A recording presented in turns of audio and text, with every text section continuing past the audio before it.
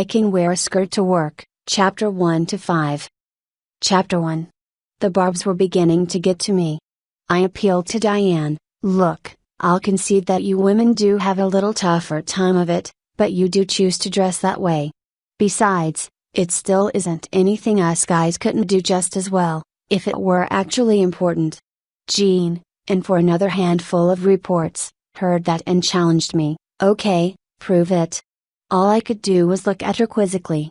Show us how you can do it just as well, she demanded. How? I asked. Is it too simple for your complex mind? She sarcastically asked. Do a full day's work, wearing a skirt and high heels. It had all started on a particular government holiday, which was, unfortunately, not observed by the company I work for. The office I worked out of was somewhat special, in that the majority of its business was government-related. Because many of the field technicians would have little to do, it was an ideal time to schedule several of the field technicians into the office for a working day. Thus, I found myself assigned to work with the service response coordinator, Cheryl Diaz, taking calls from the customers who were still open for business. It was a function Cheryl normally shared with Diane Parker, the contracts administrator. I had the filing system for customer records figured out by 10 a.m. By 11, I was taking customer calls as though this were my normal job. Having long been on the receiving end of the dispatch process, it wasn't especially difficult to learn how to assign the calls. Perhaps it was the way I had fit right in, that made an offhand comment lead to my present circumstances. Several technicians, with no calls to keep them busy, were hanging around the office. Remarking on how well I was handling the job, one of them added an observation that although she couldn't identify what it was, something didn't seem quite right. Knowing that the position had always been held by a female, I made the mistake of quipping, I suppose you'd feel better about it, if I had longer hair and wore a dress? That drew several laughs from around the room. Greg Avery, another technician, spoke up, only one way to find out. I gave him a withering look. Another call came in, breaking that train of conversation. While I was handling it, the discussion had wound down. When I'd finished, Cheryl reopened the topic. Really? You're only doing part of the job. It's a lot more difficult to do while managing a skirt. All the getting up, bending, stooping, maneuvering around desks and cabinets, all the while, tethered by the headset cord, it's much easier in slacks. Then why don't you just wear slacks all the time? I asked. I've seen you wear them sometimes. Just on rain days, she parried. I had to grin, as I sprung my trap. Then it's not part of the job, it's just personal preference. Oh, yes, it is. The people coming through here expect a certain ambience at the SRC desk. Maintaining that is part of the job, too. I rolled my eyes at that response and said no more. Someone mentioned that it was nearly lunchtime. A short discussion followed, concerning where to go. It was Cheryl's turn to stay behind and answer the phones, so Diane came with the rest of us. During the trip to the restaurant, she sort of attached herself to me. While we were waiting for our orders to be served, she remarked, sometimes I wonder about Cheryl. What about her? I asked. Oh, you know, that business about wearing a skirt on the job. I mean, that really is a bit much, expecting a man to be able to manage a skirt, especially in those circumstances. I hadn't listened that closely, so I asked, how is that? Well, it takes special skill to wear a skirt and not make a spectacle of oneself. It isn't fair for her to put a guilt trip on you just because you can't do it. Some days I can be just plain stupid. Instead of recognizing her troll, I demanded, what do you mean, can't? Diane responded, you don't have any experience with it. I became indignant. I didn't have any experience with our equipment before I signed on, either, but I've certainly shown that I can do the job. So far, no one else in the group had contributed anything to this conversation. However, Jean Cox, from the billing department, could no longer hold back. It isn't the same, Ted. Girls spend years, growing up in skirts, learning to handle them gracefully. You can't just read a manual and expect to do it right. For some reason, It still hadn't occurred to me to question why I should even care. So, what's there to learn? Don't bend over so someone can see what's underneath, I quipped. I was getting sucked right in. At this point, Greg decided to add his tuppence worth. It ain't that simple. Jean interrupted him. What do you know about it, anyway? Kate Nichols, another technician, who, as it happens, never wore skirts to work, admonished her. Hey, he is on our side, here.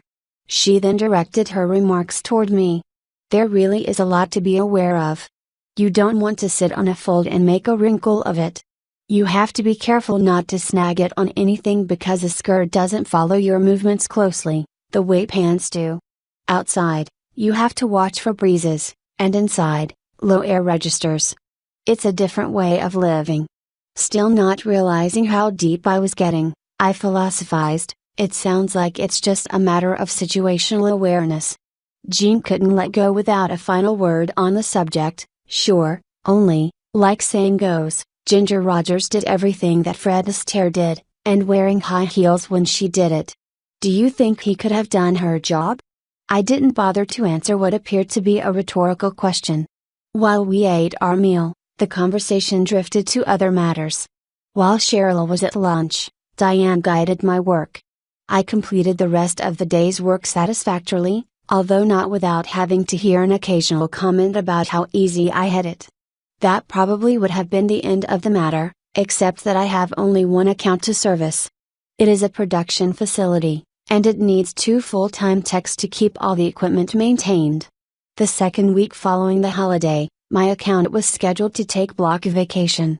Normally, I would have been assigned calls in other territories, to help out the other technicians. That's just the way it turned out, the first day.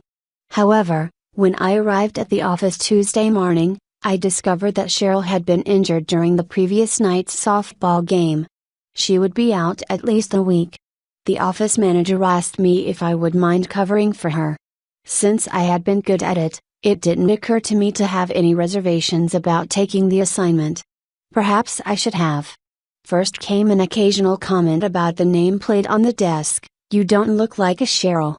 Jean was considerably less subtle, at least, you could have dressed for the part.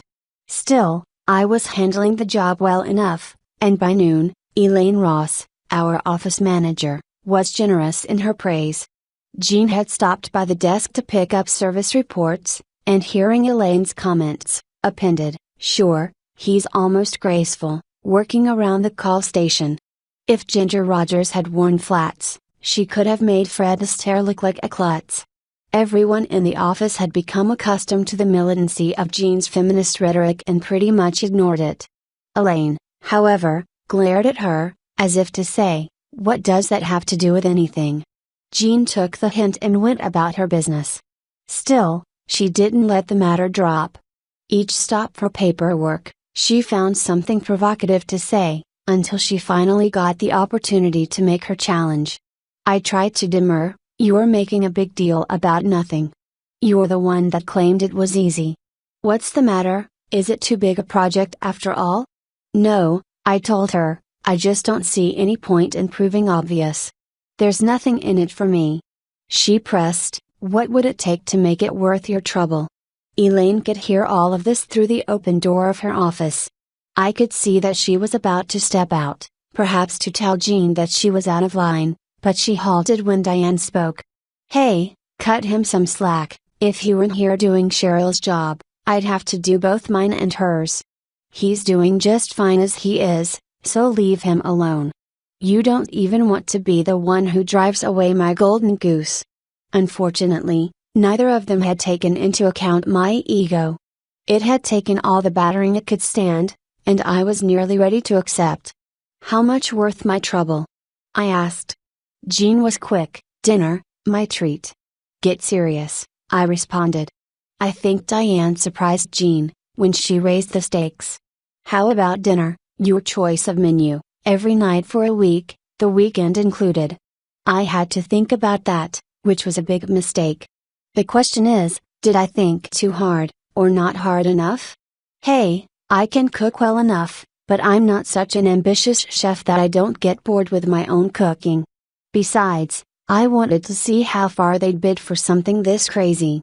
Jean was about to break the silence, but something held her back just long enough for me to yield first. "And?" I ventured. Jean was aghast. It didn't take any genius at reading body language to tell that she was ready to tell me where I really stood, which, presumably, wasn't very high. Fortunately, she wasn't fast enough.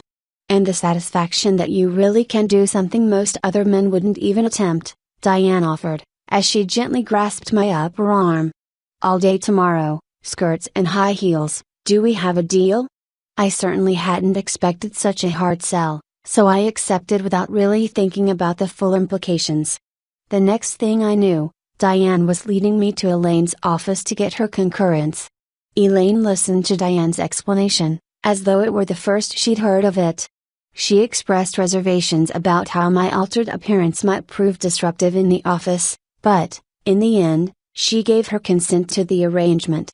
I suppose that if this had been a major city office of the company, she'd have been more concerned about image. However, out here, in a predominantly rural area, nonsensical pranks were a common form of entertainment. Moreover, the very nature of the business was such that walk-in traffic was almost non-existent. Other than the on-site services provided, public contact was almost 100% by phone, fax, or mail. Diane quickly thanked her, then tugged me along, back to our work area. There she had a quick conference with Jean. "Then it's settled," Jean confirmed, "you're having dinner at my place tonight. Be there at 7. Regaining a little of my presence of mind, I responded, "No, that's okay, I haven't won my prize yet, you don't have to feed me tonight." "Nah," Diane intervened, "we want you to come over tonight, anyway. You need to get fitted out, and learn how to get along with the articles you'll be using.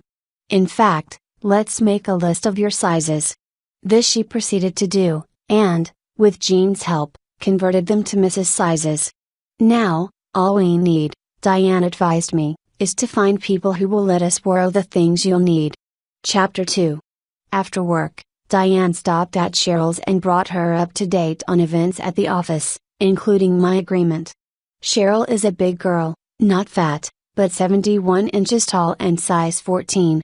Reviewing Diane's list, Cheryl noted that she could have supplied almost everything I'd needed. This led to an animated conversation and a trip through Cheryl's closet and chest of drawers.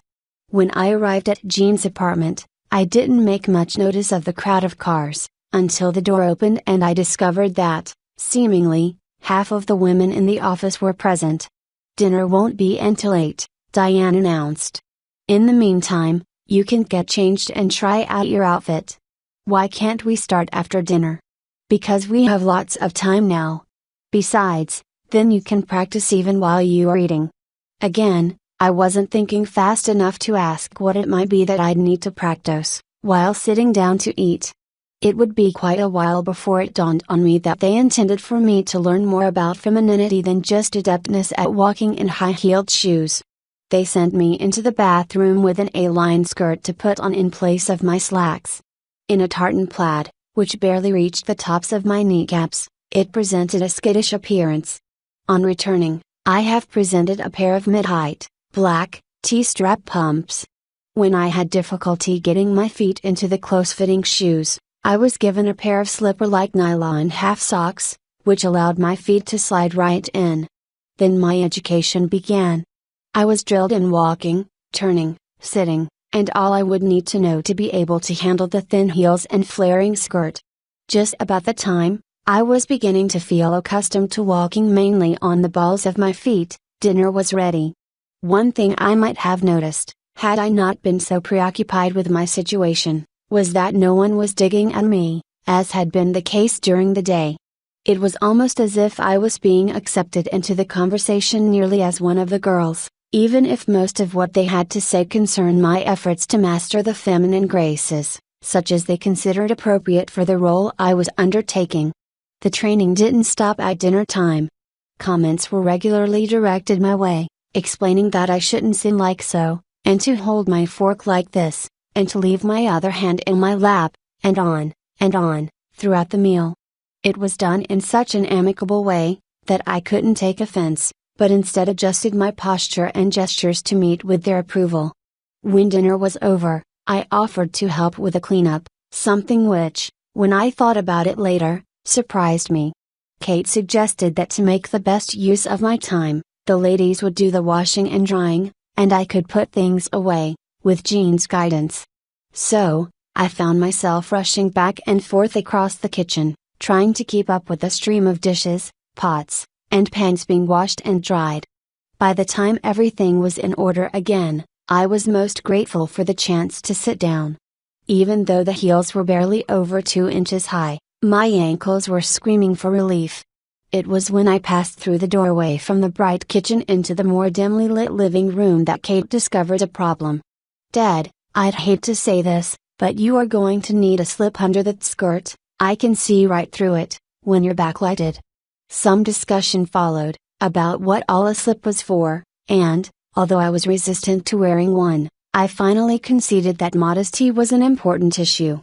Jean, having caught just the end of the conversation, hastily added that something ought to be done about my hairy legs, too, which immediately brought me to the edge of canceling the whole deal. Diane was ready for this, too, and suggested that opaque hose would solve the problem.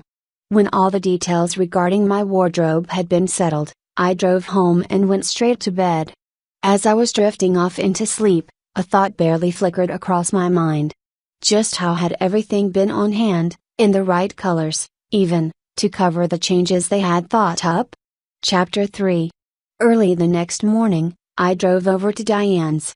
While I was getting into my uniform of the day, I began to doubt the wisdom of my insistence that the change stops at the waist.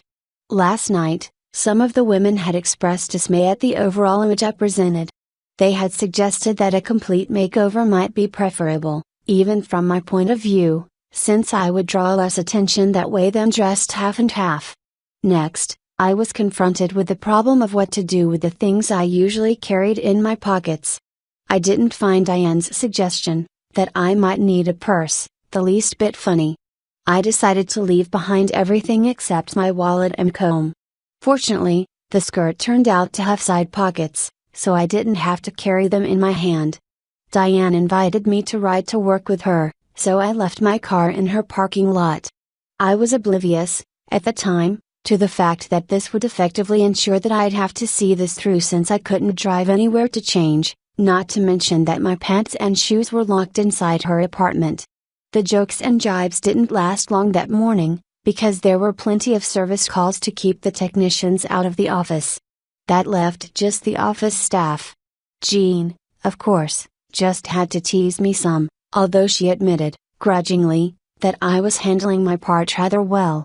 By mid-afternoon, the strain of dealing with the unaccustomed clothing was beginning to tell. I wobbled on those darn skinny heels even more than I had that morning, on the way down Diane's stairs. My calves were sore from stooping so much to get into low-file drawers. Finally, during one rush to get to the phone, I tripped, narrowly avoiding spraining my ankle, but breaking a shoe heel. Finding it hazardous to be hobbling around with one heel elevated, and the other not, I took Diane's suggestion and removed both shoes, going about in my stocking feet.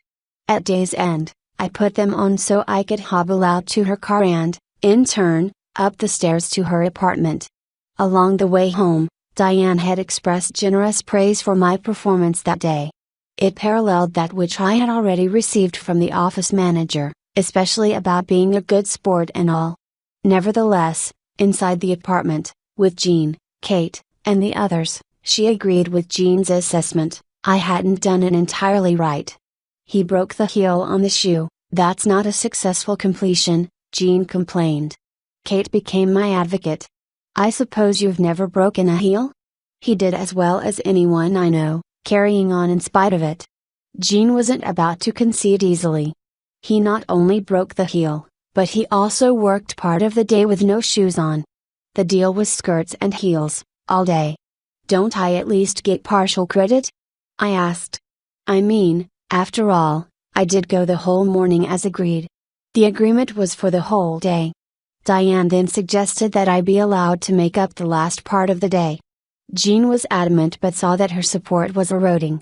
Almost defensively, she insisted, he broke the heel. By now, my expression must have shown that I was becoming resigned to the notion that I'd done all this for nothing. At best, they had conceded that I had a legitimate alibi for the only part in the dispute, equipment failure. Okay, Jean suddenly relented. Teddy, do you want to try it again? An hour and a half tomorrow? Nah. The whole day tomorrow. I arranged my demeanor to reflect a distinct lack of enthusiasm. We'll throw in 4 more dinners, to balance the good part of today, Diane offered. I held off making a reply, but Jean must have seen my intent from my facial or body language. I was about to make a counter-offer, when she spoke with renewed firmness, all, or nothing. I stood up. Then, nothing, I declared. Jean grinned victoriously. I told you he couldn't hack it, she exclaimed to the group. A voice from out of my line of vision decried, party pooper. Why are all of you so anxious to get me into a skirt, anyway? I demanded. I'd have thought your main goal would be to keep me out of your skirts, I added, in an attempt to inject some humor. Jean responded, who was so cocky about being able to do anything a woman could. I never said that, I insisted. I'm well aware that there are things that you ladies can do, which I, as a male, can't even hope to. Maybe not so many as you were thinking, honey, advised a voice. It was Anita Wells, from the parts department. As I turned so I could see her, she continued, I was just reading, last week, about how researchers think they can implant an embryo on a man's intestine, and it will grow to term. You might not be able to conceive, but bearing a child may be within your reach. At that description, I put my hand to my brow, while my face and neck glowed with embarrassment. Well, come on Mr. Macho, let us get you out of that skirt, Jean prodded. We wouldn't want anyone to think you were a sissy, now, would we? I glared at her. Was that the point of this whole deal? To see how much you could embarrass me? With the question still in my expression, I turned to face Diane, then Kate. Diane spoke first. It wasn't like that at all, Ted. You were the one claiming you were capable of it, we just gave you an opportunity to prove or disprove it. And I did already told you that I thought you acquitted yourself very well. Dad, I heard Anita begin, if you feel we weren't fair, don't forget that you were offered a chance to make it up. Kate added, despite what Jean said, Dad, no one is going to think badly of you if you drop it. You made a good faith try, and I, for one, think you've earned another dinner, if not the whole week's worth. If they don't want to spring for it, I'll do it myself. Thanks, I replied as I turned toward the bedrooms. On the other hand, if you want to try again, she looked around the room, how about double or nothing? She got nods of agreement from the other women, albeit with widely varying enthusiasm. I can hardly believe that I actually hesitated for a moment, considering her offer. However, I didn't answer. Instead, I resumed my progress down the hallway. Chapter 4. The next morning, I was back on the job with my normal appearance. The day started well enough, but, from the first time that Jean came by for the paperwork, things started going awry. She hadn't been the least bit subtle in telling me that I didn't belong there. She insisted that I couldn't hope to fill the shoes of the person whose job I was pitifully trying to do. Her criticism actually unnerved me. I began misreading calls, misfiling call slips, and making mistakes on the report sheets. When the foul-ups came to Elaine's attention, she had Diane help straighten out as many as could be found. She wasn't happy. What is wrong? She asked. It's almost as though you'd forgotten how to do the job. You were doing a far better job yesterday, even with your handicap. Not wanting to be seen as trying to put the blame on someone else, I didn't mention Jean's influence. I rationalized to her that I'd been rattled by the rapid pace at which calls had come in earlier in the morning. Diane tried to lighten up the mood with some humor. Perhaps you should have taken the double or nothing offer, after all, Ted. Maybe the job is easier to do in skirts. Oh, sure, I mockingly agreed, Without the high heels slowing me down, I go too fast and make mistakes. Only one way to find out, she responded. Spare me. Nevertheless, I did slow down and concentrated on being more methodical about each task, as if I were learning the job anew. Another thing that seemed to help was forcing myself to make my motions more fluid as a dancer. At lunchtime, Diane chose the second shift. That put me on the same lunch break as Jean and Anita. Much as I'd have preferred to decline their invitation to join them, I couldn't bring myself to be rude. So, along with Greg and Kate, I accompanied them to a nearby restaurant. I fully expected Jean to use the opportunity to continue harping on my shortcomings. Instead, she was about as pleasant as I could ever remember, avoiding all mention of the previous day, or the way I was handling today's work. When we'd finished eating, everyone but Jean and I went their own way to do errands. That was when she finally started laying it on. Well, you couldn't cut it, after all, could you? What? I asked mechanically before her meaning had registered. You know, in skirts and heels. You couldn't do a simple job that any woman could do. That's baloney, and you know it. I was doing the job, I lost on a technicality. Furthermore, I'd bet that any woman would have trouble with the heels, too, if she hadn't ever worn them before then. Are you complaining that you didn't get enough practice? Forget it. Oh sure, now that you failed, you want to hush it up. Well, the next time you think you're as good as a woman, just remember yesterday. There was no reasoning with her, so I was silent the rest of the way to the office. A little later, Diane was commenting on the graceful way I was navigating around the dispatch station, and I let it slip that I might be interested, after all, in trying for the double or nothing. I don't know if that offer is still open, Dad, Diane remarked. I'll ask around. Jean made a show of objecting to a repeat of the offer, but let herself be persuaded, perhaps with uncharacteristic ease. Kate proved to still be amenable to the deal, so I found myself being invited to Diane's place after work. This time, we draw up a contract, spelling out exactly what is expected, she advised me. Alarms went off in my mind. What do you mean? A contract? I exclaimed. Just that. If the expectations are in writing, there won't be any ambiguities to be disputed after the fact.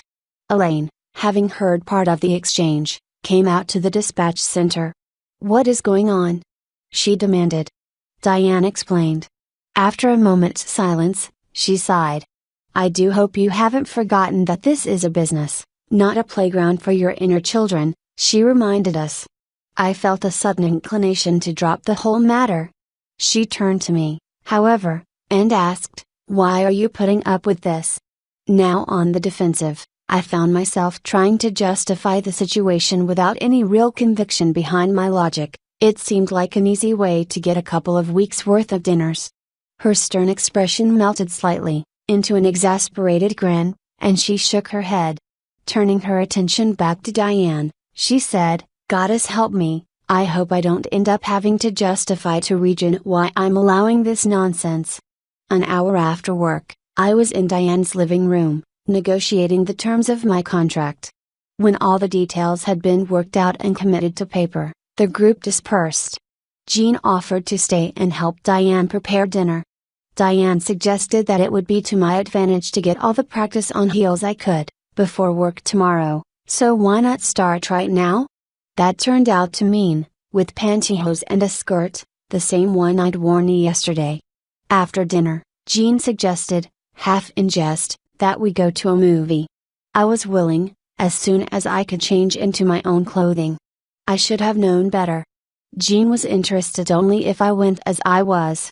That discussion was aborted when Kate rang the bell, and Diane led her in. The discussion turned back to the coming day, and how I simply couldn't wear the same skirt twice in 1 week. When I asked why not, Kate observed that it was a feminine custom. Also, she pointed out, you spilled some of your desserts on it. Consequently, I have presented a different skirt, white, with a linen texture and box pleats.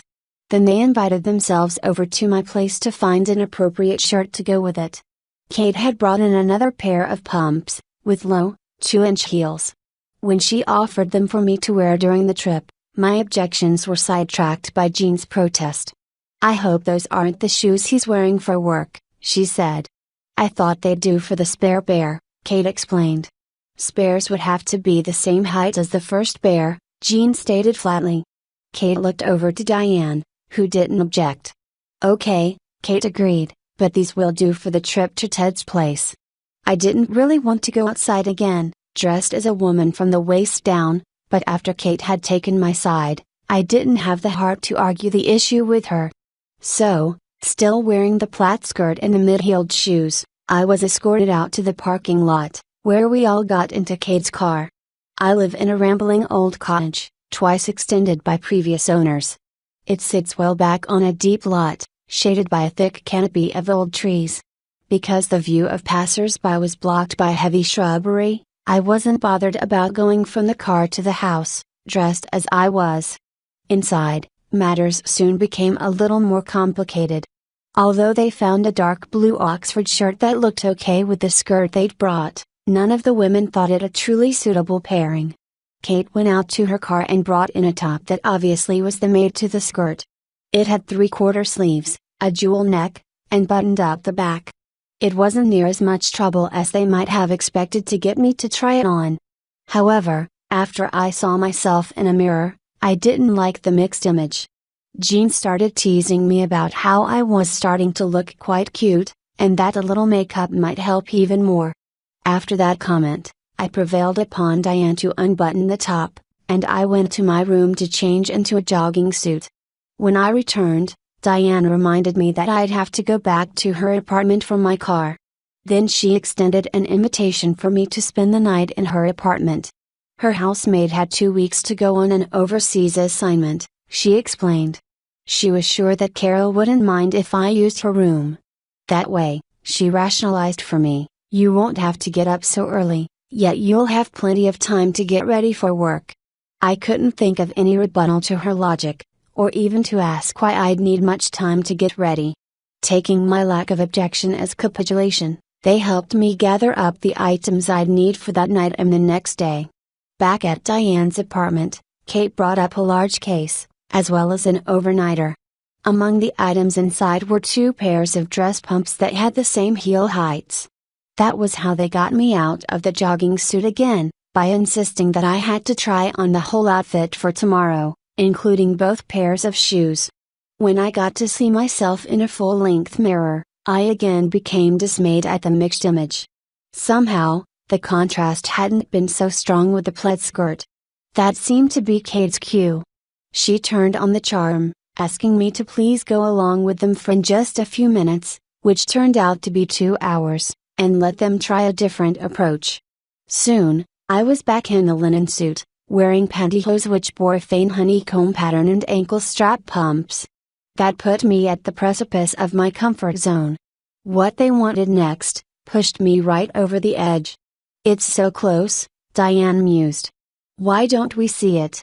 Jean asked cryptically. Diane led me into her bedroom. Sit down right here, Diane directed, pointing to a padded stool next to a small table. Tilting up the top of the vanity to expose a mirror and a compartment underneath, she removed a bottle. She soaked a square cotton pad with a portion of its contents. When she began wiping it across my face, I reached up and grasped her wrist. What are you doing? I demanded. Just cleansing your skin, she answered. It was in a tone of voice so absent of guile, that I let her continue. How often do you shave? She asked, as she gently stroked my face. A couple of times a week, I guess, I responded. That's unusual for a 25-year-old, isn't it? Not in my family, I said. My dad didn't need to shave every day until he was nearly 40, neither did any of his brothers. When she had finished, she brought out another bottle, which I immediately recognized. It was liquid makeup. Whoa, there. You aren't thinking what I think you're thinking, are you? You're not putting any of that stuff on me, no way. Then the air was filled with the sweetest pleas and pleases for my indulgence. Wouldn't I just let them show me what was possible? It would wash right off, afterward. Their appeal to my male nature was so transparent, that it was disarming. I had it in my power to make them happy, merely by sitting there, and letting them have their way with me. Well, it wasn't exactly in a way I might have wished for. Still, all that attention was intoxicating, so I acceded. By the time they had finished, I was sure I knew how an artist's canvas might feel. After the liquid foundation had been spread, blended, and set with translucent powder, they began applying other powders in various hues. Kate stroked each side of my nose, and the tip of my chin, with a brush bearing traces of tan. Diane made me smile, then lightly dusted the fullest part of my cheeks with pink, and followed with a darker shade just below. Next, she took a clean brush and went over the same areas, with an interruption to use a previous brush to add a little more color to one side. Kate took over, and with light and dark shades of a brick-colored powder, began dusting my eyelids. Next, she used a dark pencil to draw along the edges of my eyelids. She followed with a cotton swab and short strokes that didn't feel like they quite followed the way she'd drawn the original lines. When they were both satisfied, Diane fitted me with a wig. It was a dark, golden blonde in color, and not quite shoulder length. She arranged it with an odd sort of comb which had only 4, long, widely spaced, teeth and rat-tail handle. Only then was I allowed to see a mirror. I found myself unable to deny that they had done an excellent job. I wasn't exactly pretty, but my own mother probably wouldn't have recognized me, or even, perhaps, that I wasn't a woman. Still, the suit didn't look quite right. I wasn't curved in the right places. Returning to the case, Kate removed a long line brassiere and some pads for the cups, then she retrieved a panty girdle that had pads strategically placed. They moved me along quickly, forestalling any questions, suit off, foundation garments on, a full slip, much fancier than the half slip I'd used at first, a little lace would show in the walking slit, then back on with the suit. Much better. Clip on some earrings. Another look in the mirror. This is unbelievable, I whispered. Kate gently suggested that I was so convincing that no one could possibly guess that I wasn't what I appeared to be. Furthermore, she insisted, this person before them was far too feminine to be even a teddy, much less a Ted. Her conclusion, therefore, was that they ought to call me Tess. Had the same thoughts been expressed by Jean, even in the same tone of voice, I would have taken instant offense. Instead, I was so much under the spell of the moment that it entirely escaped me that a guy shouldn't think of that as much of a compliment. Jean decided she'd had enough for tonight. I've got to get some sleep. See you in the morning. A round of hugs, and Jean was gone. Then Diane began to ply the big sister routine in earnest. Dad, you might want to consider going into the office like this, instead of just half and half. My eyes went wide. Why? I said. Kate took over for one thing, because you'll be less likely to get unwelcome attention from outsiders. Which is bound to make Elaine feel better about this, Diane interjected. Kate continued, for another, I think you'll have an easier time with the in-house people, too. That gender-bent image you presented Wednesday will just get you a lot of unwanted attention. And you think that showing up, completely made over as a woman won't? I asked incredulously. Anyway, that's not the question I meant to ask. Let me try again. Why is it that you want me to do this?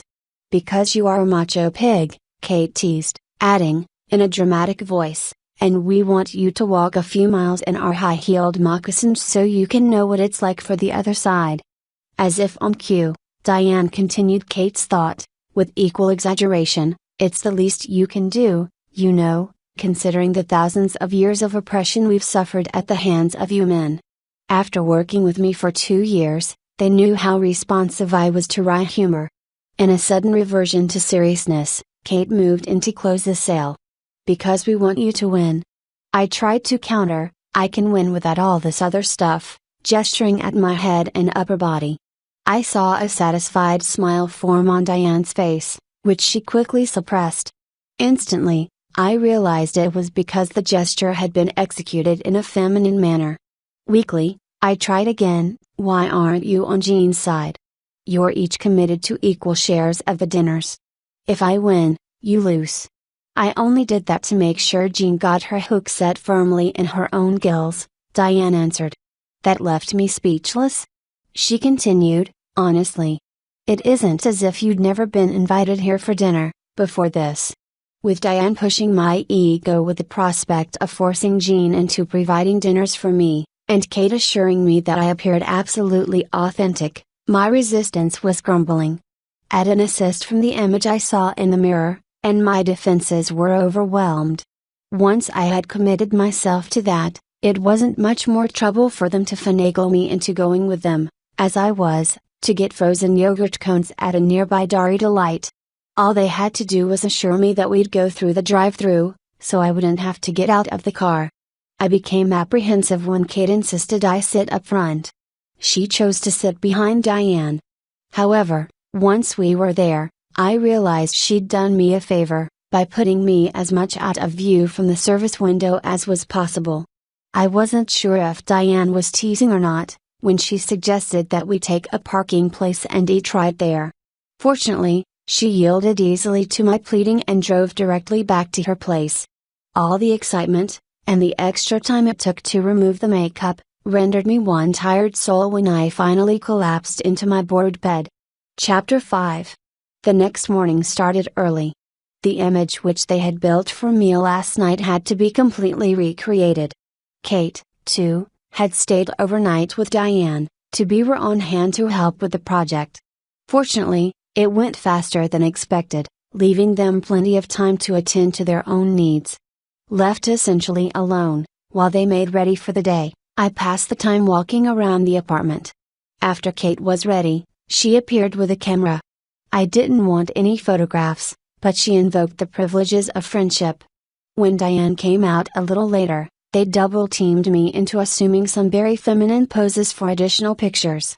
When they were finished, Kate brought out a purse to match the shoes. My wallet and a few personal effects were dropped into it, as well as various makeup and grooming items. That was when I realized I needed to visit the bathroom. When I came out, Kate was already gone. I followed Diane down to her car and rode to work with her. When we arrived at the office, we were both astonished to find that Jean was most cooperative and unabrasive. In fact, she quickly assumed much of the responsibility for fending off snide comments, taking the blame for the fact of my appearance, if not for the quality of it. By 9, someone had kludged an overlay for Cheryl's nameplate which had my last name with only a first initial preceding it. Shortly after that, I noticed that several others were following the lead of Diane and Jean in calling me Tess. Morning gave way to midday, and I discovered that a small difference in heel height seemed much greater after 3 hours of up and down, back and forth, stoop and rise. Smarter now, I slowed down enough to allow for my fatigue. As lunchtime approached, Jean dropped by to ask if I was going out to lunch. I told her I was eating in the employee lounge again. What a waste, she chided. You go to all the trouble to look fabulous, and then you hide yourself. Come along with us, and put some sunshine in your life, as well as food in your tummy. I shook my head, and she went back to her department. Kate returned from a service call just as I'd sat down to eat my microwaved lunch. She sat down next to me, and removed her lunch from her backpack. We engaged in light conversation until we'd finished eating. Then she got up. Come with me, she said. I was following right along until I realized she was leading me into the ladies' room. I stopped abruptly.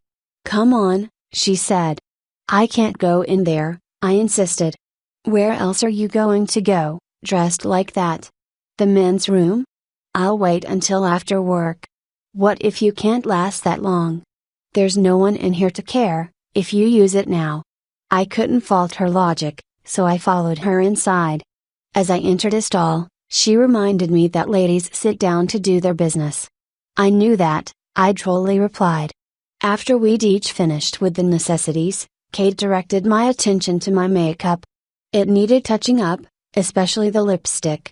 Fortunately, it only took a minute or so. The longer we remained in there, the more nervous I got. Upon returning to the dispatch desk, I discovered that the nameplate had been changed again. this time to read Tess in front of my last name. During the afternoon, that drew some additional chuckles from a couple of the passers-by, but I pointedly ignored them, and continued with my work. About mid-afternoon, it suddenly occurred to me that even Elaine was addressing me as Tess. The feeling of oddness increased, when I realized that I was beginning to respond to it as though it really were my name. As the end of the day approached, Elaine stopped to talk. "I thought you'd want to know that I think you've done an excellent job today, in spite of the extra handicap you've been enduring." I just smiled, and softly said, "Thank you." "I had some serious misgivings," she went on, "about you showing up for work appearing so thoroughly feminized.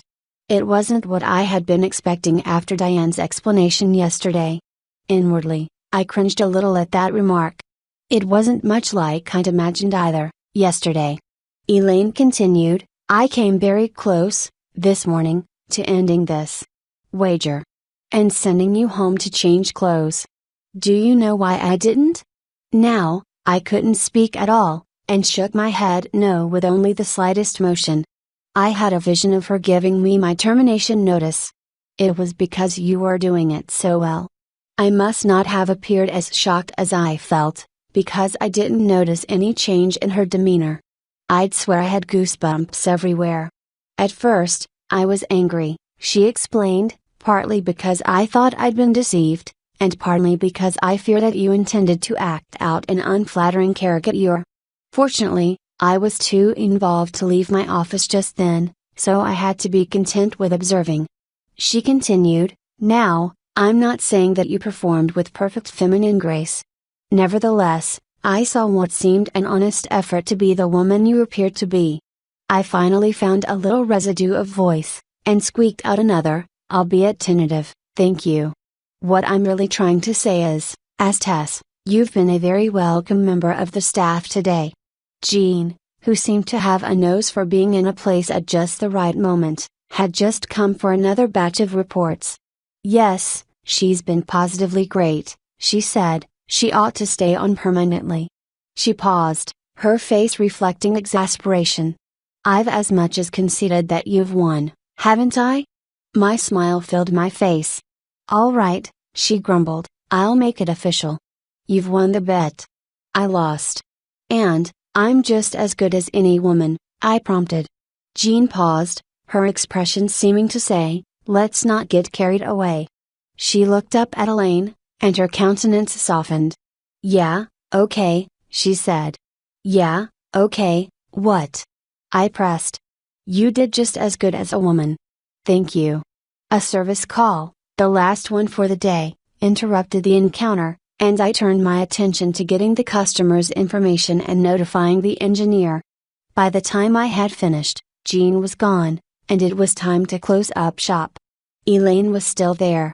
I looked at her, expectantly, I guess, figuring that she had more to say. "How would you feel about working as Tess for another week?" There's no way she could have missed the look of shock on my face. She cut off my first attempt to reply. "If you'll do it for one more week, I'll make it up to you, later." Even though I knew I had absolutely no intention of following up on it, I couldn't help but regard her with a rather unfeminine leer. She saw it. "Don't even think it," she growled.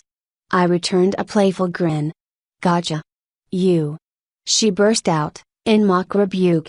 In a softer voice, she said, "Come into my office, will you?"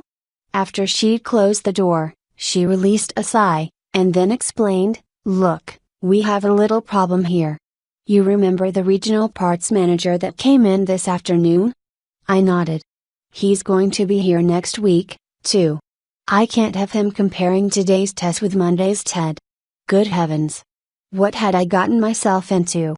"You mean, you don't think he already knows about me?" Anita says no. "He wasn't around my desk that much, he probably didn't get a good look at me. If he asks, just tell him Tess was temporary. Take another look in the mirror, dear. He had more than enough reason to study you closely. Your appearance is that of a very attractive young woman." "Oh, thanks. You don't know what a compliment that is," I replied with restrained sarcasm. "No," she countered, You don't realize what a compliment it is, to your skill, your adaptability, even your chutzpah. You've done an admirable job today, not the work, although that was fine, too, but being someone else, another gender, even. I wish I had a videotape to show you. By mid-afternoon, your gestures were so feminine that it was difficult to remember who you really are. And your voice, when you first answer the phone, you sound just like Cheryl, with a cold. Elaine, I can't keep this up for a whole week. She stared in silent regard. You don't know what it took to make me look like this, I persisted, gesturing down my length. This is the work of Kate and Diane. It took them hours. I couldn't hope to do it by myself, and they certainly aren't going to want to do it for me every day. She continued to stare. Everything I'm wearing is borrowed. I don't have anything else to wear, much less a whole week's wardrobe. Finally she spoke. Help me out, Tess. Her use of my adopted feminine name didn't go unnoticed. I helped you win your bet, by allowing this. She gestured at my attire. Now, it has put me in a bind, and I need your help. I don't know how I can, I responded in despair. Talk to Diane and Kate, she suggested. You've got the weekend, maybe they can help you line up what you'll need. What if they can't? Won't you at least try? All right, I told her as I stood up. I'll try. If you give it a good go, even if it doesn't work, if something goes wrong, and you're discovered, I'll still hold up my end. Just what is your part in this deal, other than the consideration already rendered? Well, she considered. You've been wanting a promotion to senior engineer? My breathing stopped. I can't make this a condition for promotion, nor can I use it against you. What I can do is put you on the fast track to getting there. That's not a guarantee, but it's the next nearest thing. Thank you, I said, with humble gratitude, but I still don't know if I can set it up. I opened her office door. Tess? I stopped in the doorway and turned my head to look at her. No guts, no glory, she advised, with a mischievous twinkle in her eye. Returning an apprehensive smile, I continued to the front door, where Diane and Jean waiting. Did you forget something? Diane asked. I couldn't think of anything. Your purse? She prompted. I went back to my desk, or rather, Cheryl's, and retrieved the purse. I couldn't bring myself to considering it mine. On the way out to the parking lot, Diane reminded me, it's my turn to provide dinner. You never told me what you want. I hadn't had much time to think about it, I told her. How about I buy it at a restaurant? She offered. When? I asked. It'll take a while to change out of all this. Why to bother? Countered Jean. You look just fine the way you are. Maybe a little touch-up would be in order, but otherwise, you're better attired for an evening out than any of us. We're the ones who need to change. Kate had just joined us, and reached to turn me around. She's right, you look simply delicious. I half stumbled from the unexpected change in motion, but smoothly recovered by pivoting on the leading foot, swinging the other behind me to stop my motion and push off again. Jean pressed her point, and you move well, too. It would be the most fitting way to end the day. Sort of an honors banquet. I can't go out in public like this, I insisted. We had reached Diane's car, and it took her a moment to unlock it. What do you think you've been doing all day? She pointed out. None of the visitors who saw you today showed any sign that they thought anything was out of place. You'll do just fine. Kate added, your voice even sounds feminine. When you first answer the phone it's almost like Cheryl's. And, you're beginning to sound more like me, Diane confirmed. At first, I wondered if you were mocking me, but I think, now, that you're just a natural mimic. Please, I begged, the deal was just for the workday. This isn't about the deal, Jean explained. This is about all of us enjoying a pleasant evening meal together. I could have resisted Jean easily, but with Kate and Diane involved, no, even just the two, without Jean, they could get nearly anything from me. Kate gave me an across-the-shoulders hug, and in a Bogart-style voice said, you're on a roll, kid. Relax and enjoy it. All right, I capitulated, I'll go like this. Wonderful! Jean exclaimed. I'll meet you all at Diane's at 7:30. She slipped into her own car and drove away. When we arrived at her apartment, Diane went straight to the shower, leaving me alone, nervously contemplating the idiocy of what we had planned. Fortunately, or maybe not, Diane made quick work of her shower and appeared at the edge of the living room wearing just a towel. The look on my face must have bewildered her for a moment, then she blushed. Oops. I'm sorry, Ted. Tess. I'd actually forgotten that you're not really another woman. Backing into her room, she called out, You'll need to redo your makeup. Clean it off, and I'll help as soon as I'm decent. What's wrong with it, the way it is? I called back. Evening makeup should be a little more dramatic than for the daytime. I just sat there, thinking of all the awful possibilities that could result from going out with these women, dressed as I was. If I were discovered, I just knew that I'd be run out of town. I suddenly wanted to just shrug everything, put on my jogging suit, and leave. I'd try to collect my dinners later. I arose and went to Carol's bedroom, where I'd spent the night. I didn't see my own clothes anywhere. I checked the closet with no luck. Just then, I sensed a presence in the room. Diane was standing in the doorway, wearing a long terry robe. What's wrong? She asked, seeing the troubled look on my face. I can't find my jogging suit, or my shoes, I told her as I marched straight for the door. Excuse me. My voice had lost the feminine lilt it had acquired during the day. Diane moved aside to let me pass, then followed me into the living room. I picked up the purse that contained my wallet and other things from my pockets, only to discover that my keys were not among them. Now I really felt abandoned. Almost tearfully, I demanded, Where are my keys? I want to go home. I could see deep worry settling into her expression. We had become very good friends in the past 2 years. Her whole demeanor changed. I'm sorry. Ted. Kate must have those too. I guess she put everything into her case. Do you want me to take you home? I can't get inside without the keys. The anger was fading, giving way to hopelessness. Seeing what she later called a lost puppy look on my face, she reached out and took my right hand, asking, Dad, am I still your friend? Yes. Well, you are my friend, too. The thing is, Tess has also become my friend, and I'd like that friendship to continue, as well. But, Tess doesn't really exist, I countered. In the legal sense, that is true, she acknowledged, but you seem to be very good at making Tess a reality. Maybe you owe it to yourself to explore the talent more deeply. I didn't know what to say. Not getting a reply, Diane continued, Did you really have a bad time today? Well, I guess not. Then, what's bothering you is being out in public without the shelter of an office full of friends, right? I guess. But, you will be among friends, and no one else there will even be noticing you, except, perhaps, how nicely you're dressed. They'll be immersed in their own concerns. I shrugged in uncertain agreement. Come on, let's fix you up, and see if you don't feel better when I've finished adding some special touches. You'll be a work of art. That brought an immediate reaction, as my mind replayed an image. I laughed anxiously, not an Andy Warhol, I hope. That brought a giggle out of her, as she gently took hold of my hand and led me toward the bathroom. I trailed along, not at all certain that I wanted this. After helping me remove the suit top and wig, Diane dabbed cold cream on my face, then had me spread it around evenly, while she soaked a washcloth in very warm water. Once my face was clean, she lent me her electric razor. It's for a woman's legs, but it should be alright with no more beard than you have.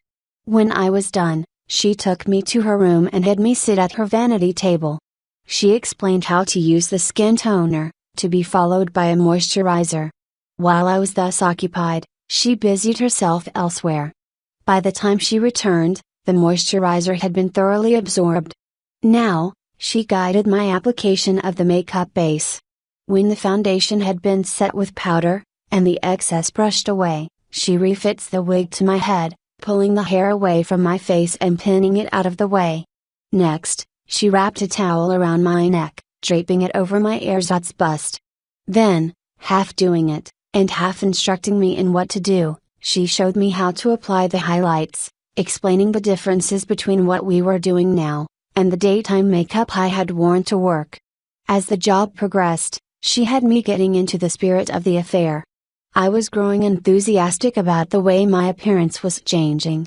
When she thought everything was just right, Diane exclaimed, "There! Don't you think you look simply beautiful?" I was still feeling quite subdued but agreed. The liner and shadow played up my eyes, such that they seemed larger, without appearing drawn on. The blush gave my cheeks a roundness I'd never seen before. My lips seemed to appear more full and moist. Was it just wishful thinking, a result of investing all this effort? I thought that, just maybe, I was somewhat pretty. Before replacing the suit top, Diane sprayed me under the arms with a scented powder. Then, keeping up a patter of talk, she retreated to her closet to shed her robe and drop a slip over her head. She appeared to be a little uncomfortable, dressing with me in the room. I certainly was, about being there, but she didn't ask me to leave. Indeed, she kept me engaged in conversation such that I pretty much had to remain there with her. So, in spite of my reservations about being in such an intimate setting, I stayed. In retrospect, I'm pretty sure she didn't want to leave me alone again and risk letting my fears regain control. I turned back to face the mirror, at an angle that didn't show Diane's reflection, then deliberately avoided turning around until she asked a question about the dress she had slipped on. She looked so good, it became difficult for me to remember to be Tess. That got easier when she took my place at the vanity. I watched with interest as she applied her own makeup, enhancing it for evening wear much as she had done mine. Jean arrived about 25 after 7. Her compliments on my appearance took me by surprise in their apparent sincerity. We didn't have long to talk, as Kate had driven into the parking lot only a minute behind her. Quickly, we all agreed to ride with Jean. My resolution to see this through lost some of its firmness when we arrived at the restaurant. To my dismay, there was no crowd to get lost in. Although it took only a minute or two to be given a table, I began to feel increasingly conspicuous while we were waiting. Perched on my 3-inch heels, I was the tallest person in our group. In spite of my fears, everything went very well, at least, until we'd finished eating. That was when we were approached, and 2 of us were asked to dance. Jean and Diane accepted and left the table with the men. Moments later, Kate explained, "I have to go to the powder room. Want to come with me?" I just stared at her. I didn't really want to be left alone, but the ladies' room at the office was one thing, entering a public one was, to my mind, an entirely different matter. Finally, I gave my head just the slightest shake, and replied, "I'm fine. I'll just wait here." Maybe I'd have been better off to have gone with her. When the band finished its number, Kate hadn't yet returned, and neither had Diane or Jean. The lead guitarist was going through his patter to introduce the next tune when a guy teetered up to the table. He must have been the runt of his mother's litter, as he didn't have to bend much to get his face level with mine. The sour smell of the beer he'd been consuming drifted into my face, along with his words. "Hey, babe. Was a pretty one like you doing just sitting when there's music to dance to? My, you are a big girl, aren't you?" I froze in terror. I'd thought for sure that he'd figured out my disguise. "Yeah," he continued, "I'd ask you to dance, but I like to look into my girl's eyes when we dance, not her boobs." Then he laughed and wobbled away. As my terror faded into disgust, I began to desperately wish that the others would come back soon. I even considered leaving without them, but we were on the opposite side of town from my place. I'd be very conspicuous making the 3-mile walk home alone, not to mention what kind of shape my feet would be in after making such a trek in 3-inch heels. Moreover, I still didn't have my keys. The band rolled right from one number into the next, without anyone returning. I caught a glimpse of Jean dancing in a most flirtatious manner and marveled. For being a militant feminist, she sure was leading that guy along. Then I thought about it more deeply. Of course. What better revenge than to set a fellow's expectations and then leave him frustrated? Another man approached, looking directly at me.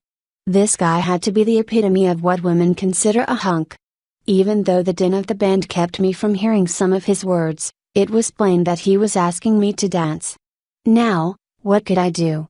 I wasn't much of a dancer as a guy, and I had absolutely no experience dancing the woman's part. Besides, I didn't want to be out there, dancing with another man, regardless of what he thought me to be. Then too, how long would he continue to think of me as a woman, once I was away from this table? I remembered Diane's purse. Gesturing toward it, I tried to speak both softly, and, yet, make myself understood. Thank you, but I'm watching the purses. The music dropped a few decibels. How about when one of them gets back? He asked. I probably shouldn't. My ankle has only been out of the cast a few days, I lied. And wearing high heels so soon? He grinned. Anything for fashion, I quipped. But dancing would be pushing my luck too far. You look tall enough to dance in your stocking feet, he observed. Thank you very much for asking, I responded, but not tonight. Kate returned to the table just after he walked away. Who was the guy? She asked. He wanted to dance. You'd have made a lovely couple, she teased. I gave her a deadpan glare. Soon, there was a break in the music. We saw Jean and Diane being escorted back to the table. Kate asked, how about dancing with me? The idea of dancing with Kate was appealing, but I wasn't so sure about trying, dressed the way I was. Which part would I take? Then again, if it wasn't a slow dance it wouldn't matter, would it? But, in that case, would I give myself away out there in front of everyone, moving like a guy instead of like a girl? Then, too, there was the fellow who'd just been here. I can't do that now, I exclaimed, not after telling that guy I just got my ankle out of a cast. Diane and Jean slid back into the booth, while their dance partners pulled up a couple of free chairs. You two are missing out on the fun, Jean chided. We need to be getting home, Kate told her. Diane was sharp and picked up on Kate's intent immediately. Isn't Tess feeling well? She asked, solicitously. Maybe you just need to dance it off, Jean suggested. I shook my head but didn't say anything. You're driving, Kate reminded Jean. Jean turned to the fellow she'd been dancing with. Well, I guess that's the night. Thank you for the nice time. He suggested that she let us take her car home and he'd give her a ride home later. She pleads a busy day tomorrow. Picking up her purse, she edged out of the booth as she talked. The rest of us followed suit. Outside, she remarked, well, I can write that guy off as a loser. He must have thought I'm some kind of an airhead. Like, right, I'm going to put myself in a position where my safe return home tonight is dependent on a guy I just met? As if. On the trip back to Diane's, I remained silent, not responding to anything Jean said. She pulled over to the curb and stopped, so she could turn to look at me. I'm sorry, Tess. I wasn't trying to be mean. Do you even know how to dance? She answered herself, even if you did, you wouldn't be used to doing the lady's part, in reverse. I really am sorry about putting you on the spot. It's just that you are so on as Tess tonight, I have a hard time remembering that there is a dead underneath. Please accept my apology? I wanted to call her a witch, with a B, and suggest a place where she should go to find a warmer reception. Instead, I just sighed, and nodded, uttering a barely audible, okay. I also want to apologize for using the word sissy the other night.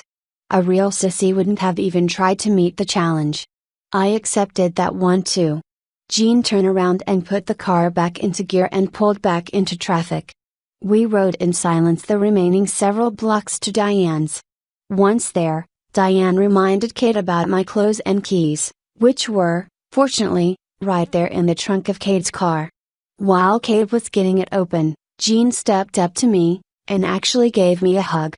I hope that, overall, you had a good time at dinner, she told me. I did, because I shared it with my friends. I smiled, albeit somewhat weakly, wondering why the urge to strangle her wasn't stronger. Then I took possession of my clothes and keys and made straight for my car. As my door unlatched, Diane asked, "Do you want to come up and change?" I paused, then replied, "I just want to get home." Indicating the clothing I was wearing, I added, "Can I bring these to you tomorrow?" "Next week is fine, whenever it's convenient for you. There's no hurry." Gathering my skirt, I sat down, and, in a fairly ladylike manner, swung my legs in under the steering wheel. Moments later, I was on my way home.